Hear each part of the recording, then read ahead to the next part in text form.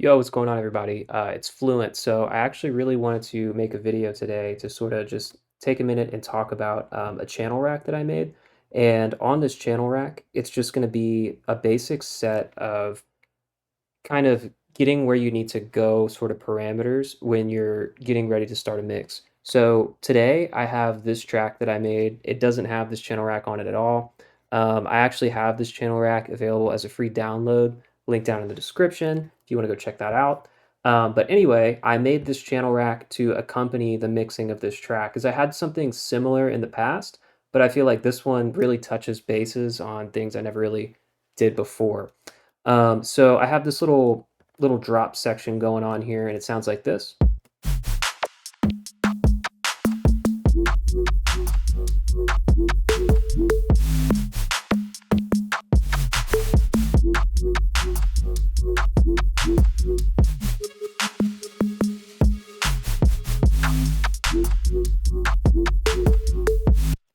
So there's some stuff I want to clean up in there. As of now, this is sort of just like a rough mix. So if I were to open a new track, so like Command T or Control T, new audio track, right now I just have this utility as like my default. On my previous computer, I had a rack that would come up, and that's what I want to do with this new rack. So it's Fluence Channel Rack version 1.2, new and updated. And what you can do is you can now click on the audio track with the rack preset loaded in, and then just say save as default audio track. And I want to override it because I already have one. And then I can do the same thing, Command Shift T, and open a MIDI track, drop that on there, get rid of that utility. I'm going to go over to the MIDI track and hit save as default MIDI track. Yes. Okay, cool. So now that that's done, now every time I open a new audio track, here's a new one, audio track 14, this rack will pop up. Looking at the rack, I've designed it with a couple of like really easy to use plugins that are going to get you where you need to go in terms of mixing and sort of setting the stage for you as you might want to add more effects, even take some of these out. But these are the essential ones that I'm going to use on pretty much every track. So taking a look at it, these first two macros up here are going to be EQ high, EQ low. Those are really simple. Those are just controlling this channel EQ that's right here. You're able to just turn this up, EQ high, up, EQ low. The way channel EQ works is that if you turn EQ below 0 dB, it starts rolling off highs, which you may or may not want. You have the option, of course, always to just hit Command F, add an EQ8 in there if you want to get like more control and just drop it in the rack. You can even turn this off and then just control the EQ8 within the rack. And that's kind of the whole point, right? Is like when you need to do something else, you can, and you can just keep this chain kind of flowing, or you can work entirely in this chain or add and subtract pieces as you see fit. So it's kind of a jumping off point for your mixes. EQ low does something a little different. It just lowers the volume down to -15 and then up to +15, starting at about 100 hertz for your low end. If you wanted to, you could roll off the low end and then see when you turn it down, it cuts lows. The reason why I chose channel EQ over doing an EQ8 is because channel EQ has a lot of really good presets, or I shouldn't say presets. Channel EQ has a lot of really good like settings and curves already preset into it. And I find that when I use channel EQ, I don't have to do as much like precision EQing. It kind of just sounds musical. So with a good sample selection and using channel EQ, you should be able to go pretty far. Now that doesn't mean you should never use EQ8. It's just that I find that I tend to go down like mixing rabbit holes, making like the craziest cues and like ducks on like resonances and stuff like that, when in reality, in the context of the whole mix, it either doesn't matter or it actually like adds to everything. So that's why I say just use a channel EQ until it doesn't do the job, right? So moving on to the next thing, these are just controls for utility. And I just decided to map the most basic ones. So like gain, balance between like your left and right, channel select. So channel select's a little weird. Um, I shouldn't say weird, but it's something that's like a little different. So if you mouse over any of these, that's why my face is in a different corner of the video. You can actually see in the info view right here that I have all the descriptions of what every knob does on this channel rack. So Channel select tells you what values are going to play the left channel, stereo, or right channel. So right now it's in stereo at the default, but if I turn it to the left, it's going to go to left, stereo, right, or swap. I go into more detail as to why that's useful on a previous video I made on utility, but it's nice that I have that option built in there. Let's see, bass frequency for bass mono. Another pretty simple thing, that's just going to control your bass mono cutoff. Usually about 120 hertz is the sweet spot, but I do recommend like monitoring this. And I'll show you some examples of like why we would do that. But I did go into more details also on my utility video. And this is just a simple bass mono toggle on and off. Once it reaches halfway, turns off or on. Pretty easy. Stereo drive is just using vinyl distortion, and you kind of want to use this sparingly. I find that it can really destroy sounds if you turn it up past like zero point 0.2, which is kind of what I left a note on in the corner down there. But it can really add a lot of grit and like texture to the high end and like outer stereo width. So I really like using it on like leads and basses, some drums as well. There you also have like drive center at about 1,000 hertz. It's going to affect pretty much affect the whole frequency range um, near that. But you could turn it to affect just low end, which is a choice, but maybe a risky one if you're talking about stereo distortion. Or you could turn it up towards the high end. And then you also have the drive width ability, which kind of just controls the frequency band, as you can see as I turn that up and down. Lastly, you just have, Ableton compressor settings. And these are just like macro to be like really easy to use. Um, all the friendliest, like all the knobs are just right there. So you could like turn your threshold down, turn your ratio up or down, attack, release. You guys probably know how to use compressors, so I don't have to talk you through it. If you don't, leave a comment, let me know. I can cover compressors in another video. And then we got saturator here. And saturator, I'm using it as a clipper since, we're talking about using stock Ableton plugins and everything. I didn't want to have to point towards anything that would cost money. I just wanted to show you something that like Ableton has out of the box that you can use. So this squash macro, when you turn it up, it's going to turn the drive of the saturator up and then simultaneously turn the output down to match the gain of the drive. So you won't add any volume. You'll just like squash it, right? You'll basically just add volume and then take it out, and then you're only getting the compressed signal coming through. And then clip mode is a toggle switch, similarly to how the bass mono on-off works. You just hard clipping or soft, right? On or off. And then I have like that in the notes in the corner over here. So yeah, that's pretty much the rack. And the way I would expect the best way to use it is, it's just going to be to listen to every track as you're going through it, and you're completing your mix or your writing, and then just turning things on and off and like using the macros to adjust the quick stuff. And then like, for example, if you want to see the gain reduction happening at the end of your compressor, you can always just like open up the toggle and close it.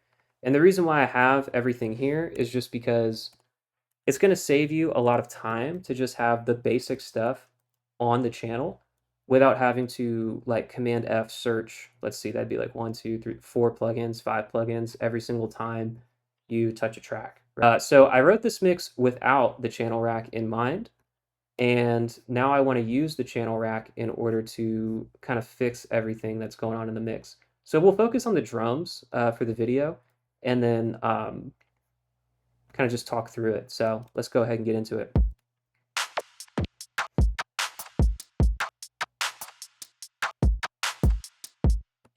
So the kick to me already has some post-processing on it. Let's see here. Channel rack. I'm just going to copy it so it's like easy. Usually I would put this at the start of a chain. And because we already have gain adjustment going on here, like right in the beginning, I'm just going to turn the gain here to 0. We don't want to adjust the balance. Channel select is fine. We want stereo. The main thing that I'd want to play with here is going to be like bass mono. So I'll turn bass mono on and just kind of hear like what frequencies we're like monoing.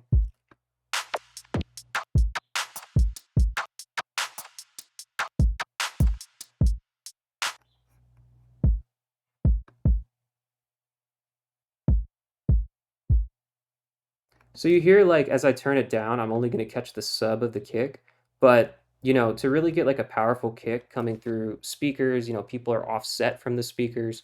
I kind of want a majority of this kick to be mono, except maybe the very top end. So I want to catch the main of the transient. So I'm actually going to turn the bass mono frequency like well past 120 hertz in order to catch that. And that's something that I recommend you do on pretty much every track you're writing. A lot of people tend to really skip over that. So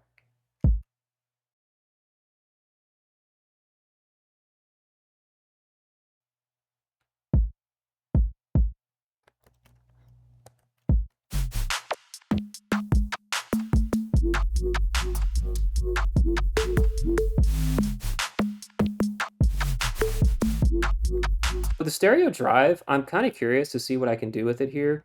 It is something that I primarily will use on like basses, but I kind of want to just turn it up a little bit and see what happens. Something that's worth mentioning is the top part of the section is deactivated in order to help save on CPU usage and everything. It's going to produce like a crackle sort of sound for like a vinyl sim, but we're not really concerned with that, nor do we need it on every track. Now, if you want to turn it on, you can for specific instances, but for now, I just want to leave it off.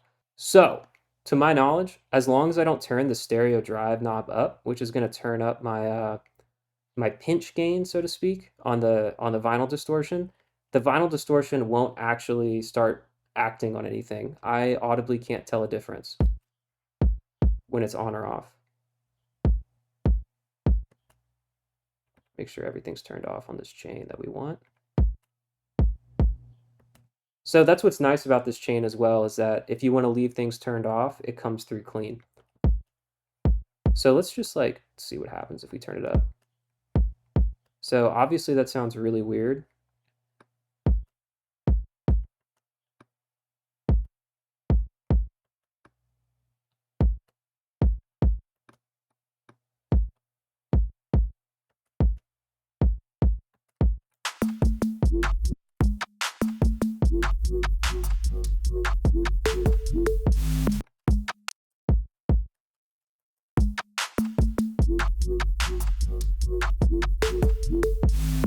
To me, I really like the way that that added a little bit of like stereo push to the edges.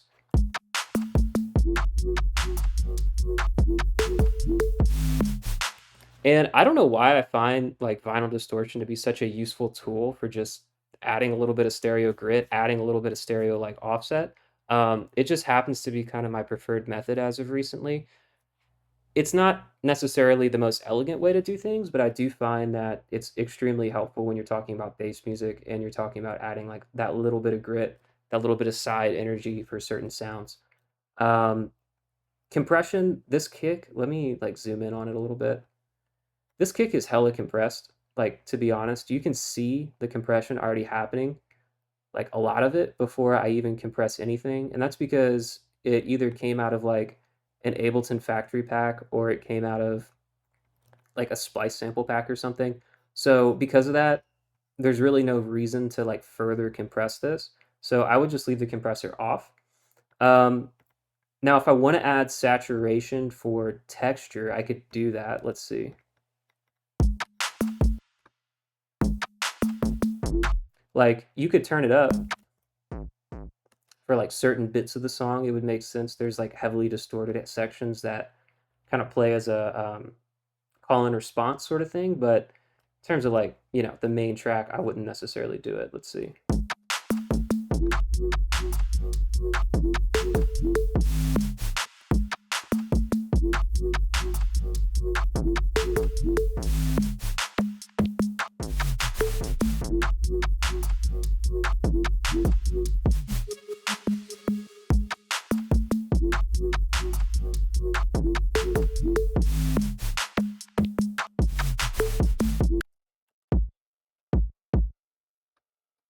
Yeah, so in my personal opinion, I would kind of pass on like further saturating this beyond like a couple of dB, but I do like adding a little bit. So let's see.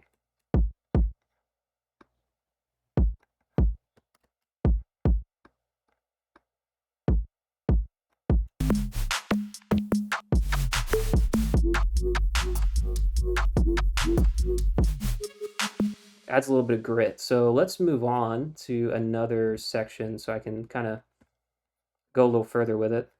Let's see. Got a fresh one of these on here. All right, let's see what we got. So we want to turn the gain up to 0 because, we already have gain going on from when I previously wrote the track. If this was me initially setting levels, I like to have it start at -12, just so that way I don't blow my ears out on accident when playing like a super loud patch or something.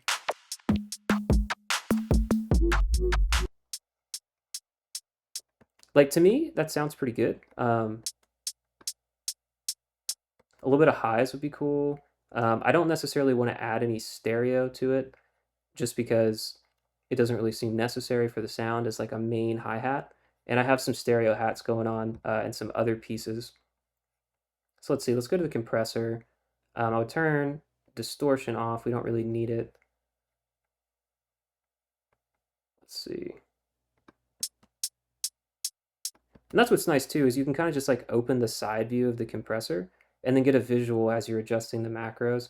And you might say like, oh, like why even bother? Really, it's the time saver of not having to open the compressor every single time by doing like Control F, compressor, select, drop it in my chain.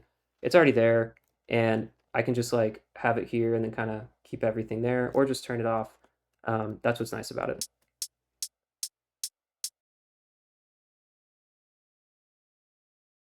There we go.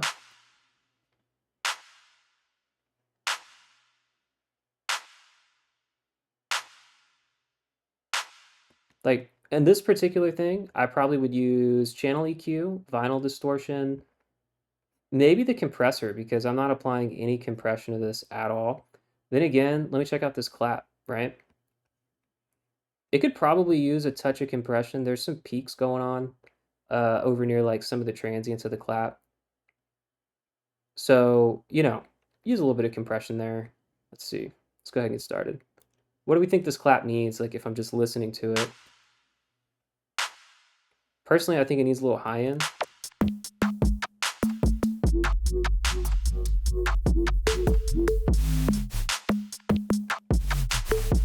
That's another thing. You can adjust the midband on a channel EQ. And in this case, I would probably cut the lows.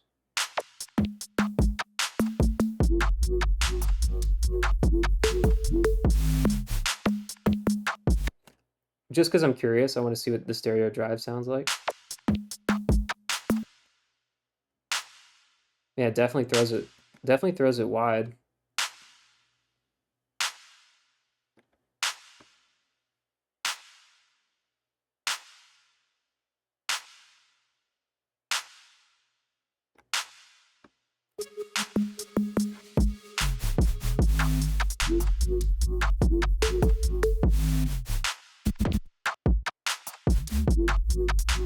I actually really like the way that sounds. I actually want to turn this up higher.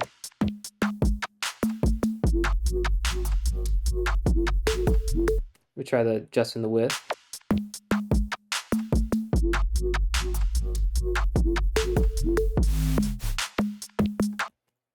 All right, so now for compression, I would kind of just want to squash it. So I would probably skip the compressor on this one and focus more on just using the saturator. So I would just turn the squash up.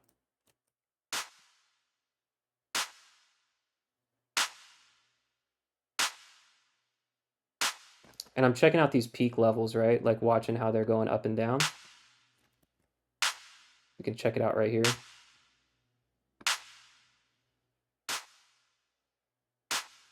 Like, I don't want to cut it too much because then I lose some of the character of the sound.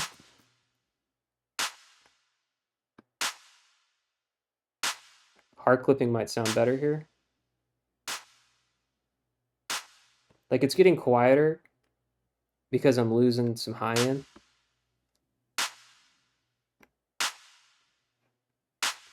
And what's that sound like versus just having it off?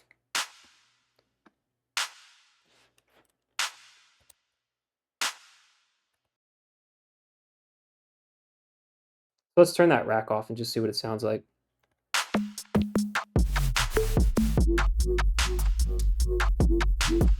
A little bit cleaner. That's a little quick tutorial on how I would use my channel rack. Just remember, it's down in the description below. You can get it off my Gumroad. It's a totally free download. Also, just to let everybody know, I'm now available to take on new students for lessons. I'll leave a link to that below as well. That's it for me. This video is probably way longer than I intended it to be. So peace out. Hope you consider subscribing to the YouTube and checking me out everywhere else. Have a good one.